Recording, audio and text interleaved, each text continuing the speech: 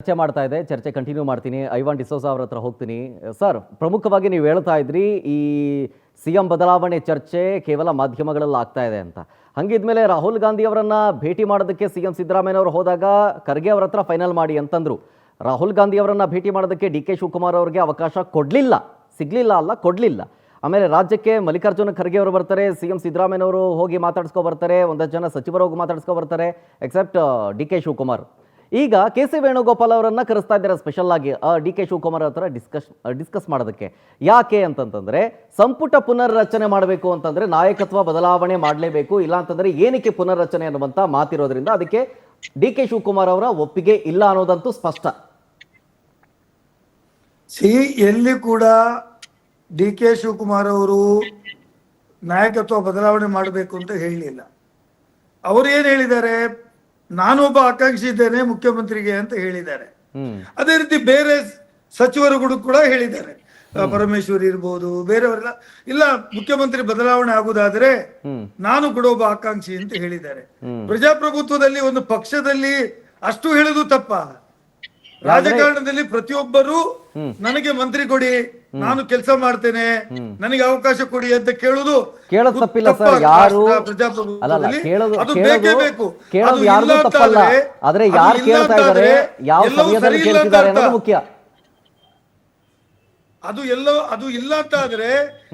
ಸರಿ ಇಲ್ಲ ಅಂತ ಅರ್ಥ. ಹಾಗಾಗಿ ರಾಜಕೀಯದಲ್ಲಿ ಇಂಥ ಒಂದು ಚಾಲನೆ ಮತ್ತು ಇಂಥ ವಿಚಾರಗಳು ಹಾಗೆ ಆಗ್ತವೆ. ಇದು ಪ್ರಜಾಪ್ರಭುತ್ವದಲ್ಲಿ ಇಲೆಕ್ಟೆಡ್ ಆದವರು ಪ್ರತಿಯೊಬ್ಬರು ನನಗೆ ಮಂತ್ರಿ ಬೇಕು, ನನಗೆ ಕೆಲಸ ಮಾಡ್ಲಿಕ್ಕೆ ಅವಕಾಶ ಕೊಡಿ ಅಂತ ಕೇಳುವಂತದ್ದಿದೆ. ಆದರೆ everything is within the border line. ಏನು ಲೈನ್ ಇದೆ ಅದಕ್ಕಿನ್ನು ಹೊರಕ್ಕೆ ಬಿಟ್ಟು ಯಾರು ಹೋಗಿಲ್ಲ. ಒಬ್ಬರ ಪರವಾಗಿ ಹೇಳ್ಬೋದು, ಅವರಿಗೆ ಕೊಟ್ರೆ ಒಳ್ಳೇದು, ಇವರಿಗೆ ಕೊಟ್ರೆ ಒಳ್ಳೇದು. ಅದು ಪ್ರಜಾಪ್ರಭುತ್ವದಲ್ಲಿ ನಡೆಯಲೇಬೇಕು. ಅದು ಇಲ್ಲ ಅಂತ ಆದ್ರೆ ಅದು ರಾಜಕಾರಣ ಅನ್ನೋದಿಲ್ಲ, ಪ್ರಜಾಪ್ರಭುತ್ವ ಅನ್ನೋದಿಲ್ಲ, ಡಿಕ್ಟೇಟರ್ಶಿಪ್ ವ್ಯಾಲ್ಯೂ ಇಲ್ಲ. ಪ್ರಜಾಪ್ರಭುತ್ವದಲ್ಲಿ ಎಲ್ಲರೂ ಕೇಳಬೇಕು, ಅವಕಾಶಗಳನ್ನ ಪಡ್ಕೊಳ್ಬೇಕು ಮತ್ತು ತನ್ನ ಜವಾಬ್ದಾರಿಯನ್ನು ನಿರ್ವಹಿಸಬೇಕು. ಇದು ಕಾಂಗ್ರೆಸ್ ಪಕ್ಷ ಇವತ್ತು ಮಾಡ್ತಾ ಇದೆ. ಹಾಗಾಗಿ ಇದರಲ್ಲಿ ಎಲ್ಲಿಯೂ ಬಿಜೆಪಿ ಅವರು ಇದನ್ನು ಕಲ್ಲಲ್ಲಿ ಮೊಸರಲ್ಲಿ ಕಲ್ಲು ಹುಡುಕುದು ಬೇಡ. ಬಿಜೆಪಿ ಪಕ್ಷದಲ್ಲಿ ನಾನು ಬಿಜೆಪಿ ವಕ್ತಾರರಿದ್ದಾರೆ, ಅವತ್ರ ಕೇಳ್ತೇನೆ, ಅವರು ವಿರೋಧ ಪಕ್ಷವಾಗಿ ಅವರಿಗೆ ಪಕ್ಷದ ಅಧ್ಯಕ್ಷ ಸ್ಥಾನ ಎಲ್ಲ ರಾಜ್ಯಗಳಲ್ಲಿ ಆಯ್ತು, ಕರ್ನಾಟಕದಲ್ಲಿ ಅಧ್ಯಕ್ಷ ಸ್ಥಾನವನ್ನ ಮಾಡ್ಲಿಕ್ಕೆ ಇವತ್ತಿನ ದಿನಕ್ಕೂ ಆಗೋದಿಲ್ಲ. ಅಧ್ಯಕ್ಷರನ್ನು ಅವರ ಪಾರ್ಟಿಯವರೇ ಒಪ್ಪೋದಿಲ್ಲ. ಅದಕ್ಕೆ ಅವ್ರು ಏನ್ ಹೇಳ್ತಾರೆ, ಆ ಪ್ರಶ್ನೆಗೆ ಉತ್ತರ ಕೊಡ್ಲಿ ಅವರು. ನಿಮ್ಮಲ್ಲಿ ಸಿಎಂ ಕುರ್ಚಿ ಜಟಾಪಟಿನೂ ಇದೆ, ಕೆಪಿಸಿಸಿ ಅಧ್ಯಕ್ಷ ಪಟ್ಟದ್ದೂ ಇದೆ, ಜೊತೆಗೆ ರಿಷಫಲ್ ವಿಚಾರವೂ ಇದೆ. ಅದ್ರ ಬಗ್ಗೆ ಮಾತಾಡೋಣ. ಜೊತೆಗೆ ಇಷ್ಟೆಲ್ಲ ಡೆವಲಪ್ಮೆಂಟ್ ಆಗಿರೋದು, ಜೊತೆಗೆ ಈ ಬಣ ಬಡಿದಾಟನೂ ಜಾಸ್ತಿ ಆಗ್ಬಿಟ್ಟಿದೆ ಅಂತ. ಈಗ ನೋಡಿ, ನೆನ್ನೆನೂ ಒಂದು ಬ್ಯಾಚ್ ಹೋಗ್ಬಿಟ್ಟಿದೆ ಡೆಲ್ಲಿಗೆ, ಮತ್ತೆ ಇವತ್ತು ಕೂಡ ಡೆಲ್ಲಿಗೆ ಹೋಗಿದೆ ಬ್ಯಾಚು. ಏನಂತಂದ್ರೆ ಅಲ್ಲಿ ಈಗ ಹೈಕಮಾಂಡ್ ನಾಯಕರು ಅಂತಂತಂದ್ರೆ ನಮಗೆ ಗೊತ್ತಿರಂಗೆ AICC ಅಧ್ಯಕ್ಷರು ಮಲ್ಲಿಕಾರ್ಜುನ ಖರ್ಗೆ ಅವರು ಕರ್ನಾಟಕದಲ್ಲಿದ್ದಾರೆ. ಅವ್ರನ್ನ ಭೇಟಿ ಮಾಡಿ ಮಾತಾಡೋದ್ರ ಬದಲು ಡೆಲ್ಲಿಗೆ ಯಾಕೆ ಹೋದ್ರು? ಇನ್ನುಳಿದ ಶಾಸಕರು ಯಾರನ್ನ ಭೇಟಿ ಮಾಡಕ್ ಹೋದ್ರು? ಹೀಗೂ ಚರ್ಚೆ ಆಗ್ತಾ ಇದೆ. ಅದು ಒಂದು ಚರ್ಚೆಯಲ್ಲೇ ಇದೆ, ಯಾರು ಯಾಕೆ ಹೋಗಿದ್ದಾರೆ, ಏನು ಹೋಗಿದ್ದಾರೆ. ಈಗ ನಮ್ಮ ಕೃಷಿ ಸಚಿವರು ಡೆಲ್ಲಿಗೆ ಹೋದ್ರು. ಅವ್ರೇನ್ ಹೇಳಿದ್ರು, ನಾನು ಅಫಿಷಿಯಲ್ ಡ್ಯೂಟಿಗೆ ಹೋಗಿದ್ದೆ, ನನ್ನ ಖಾತೆಗೆ ಸಂಬಂಧಪಟ್ಟ ಕೆಲಸವನ್ನ ಮಾಡ್ಲಿಕ್ಕೆ ಹೋಗಿದ್ದೆ. ಬೇರೆ ಅವರು ಬೇರೆ ತರ ಇರಬಹುದು. ಎಲ್ಲರೂ 140 ಜನ ಕೂಡ ಶಾಸಕರು ನಾಯಕತ್ವ ಬದಲಾವಣೆ ಮಾಡಿ ನಮಗೆ ಮಂತ್ರಿ ಕೊಡಿ, ನಮಗೆ ಆ ಖಾತೆ ಕೊಡಿ, ಈ ಖಾತೆ ಕೊಡಿ, ಇದೆಲ್ಲ ರಾಜಕಾರಣದಲ್ಲಿ ಇದ್ದಿತ್ತು. ನಾನು ಕೇಳಿಕೆ ಬಯಸ್ತೇನೆ, ಎಲ್ಲಿಯಾದರೂ ಯಾರಾದರೂ ನನಗೆ ಇದು ಕೊಡಿದ್ರೆ ನಾನಿಲ್ಲ ಅಂತ ಹೇಳಿದ್ರ, ಅಥವಾ ನಾವು ವಿರೋಧ ಮಾಡ್ತೇವೆ ಅಂತ ಹೇಳಿದ್ರ?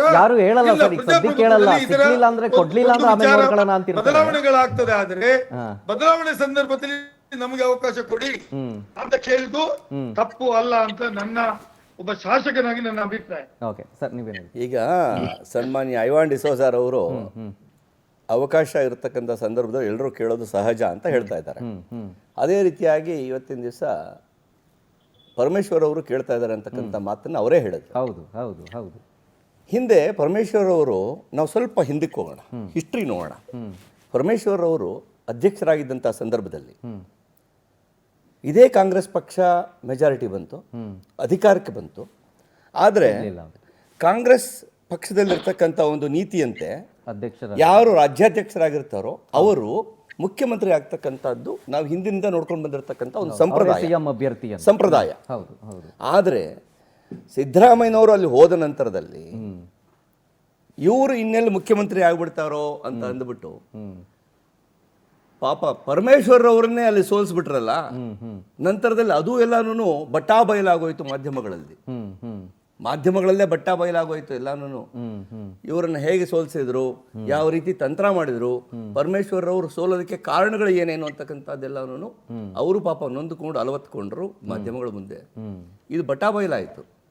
ಹಾಗಿರುವಾಗ ಈಗ ಇವರು ನಮ್ಮ ಕಾಂಗ್ರೆಸ್ನ ವಕ್ತಾರರು ಹೇಳ್ತಾ ಇರ್ತಕ್ಕಂಥದ್ರಲ್ಲಿ ಎಷ್ಟರ ಮಟ್ಟಿಗೆ ಸರಿ ಇದೆ, ಎಷ್ಟರ ಮಟ್ಟಿಗೆ ಸುಳ್ಳಿದೆ, ಎಷ್ಟರ ಮಟ್ಟಿಗೆ ನಾವು ನಿಜ ಅಂತ ಒಪ್ಕೋಬೋದು ಅದನ್ನ. ಅಷ್ಟೇ ಅಲ್ಲ ನೋಡಿ, ನಿನ್ನೆ ದಿವಸ ಬಂದಿದ್ದಂಥ ಶ್ರೀಯುತ ಮಲ್ಲಿಕಾರ್ಜುನ್ ಖರ್ಗೆ ಅವರು ರಾಷ್ಟ್ರೀಯ ಅಧ್ಯಕ್ಷರು, ಈಸ್ ದ ಹೈಕಮಾಂಡ್. ಹೌದು, ಅವರು ಸುಪ್ರೀಂ ಪೋಸ್ಟಲ್ಲಿ ಇದ್ದಾರೆ. ಹೌದು. ಅವ್ರು ಏನಂತ ಹೇಳಿದ್ರು, ನಾನು ಹೈಕಮಾಂಡ್ ಜೊತೆಯಲ್ಲಿ ಮಾತಾಡ್ ಬರ್ತೀನಿ ಅಂತಂದ್ರು. ಅವರೇ ಅಲ್ಲ, ರಾಷ್ಟ್ರೀಯ ಅಧ್ಯಕ್ಷರೇ ಹೈಕಮಾಂಡ್ ಆಕ್ಚುಲ್ ಆಗಿ ಎಲ್ಲ ಪಕ್ಷಗಳಲ್ಲೂ ಅಷ್ಟೇ. ಅವರು ಅದೇನೇನೆ ಮಾತನಾಡ್ತಕ್ಕಂಥ ಸಂದರ್ಭದಲ್ಲಿ ನಾವು ಪಾರ್ಲಿಮೆಂಟರಿ ಬೋರ್ಡ್ನಲ್ಲಿ ಚರ್ಚೆ ಮಾಡ್ತೀವಿ ಅಂದಿದ್ದರೆ ಅದು ಡೆಮೋಕ್ರೆಟಿಕ್ ವೇ, ಪ್ರಜಾಪ್ರಭುತ್ವದ ರೀತಿಯಲ್ಲಿ ನಾವು ಮಾತಾಡಿ ಬರ್ತೀವಿ ಅಂತಕ್ಕಂಥದ್ದು.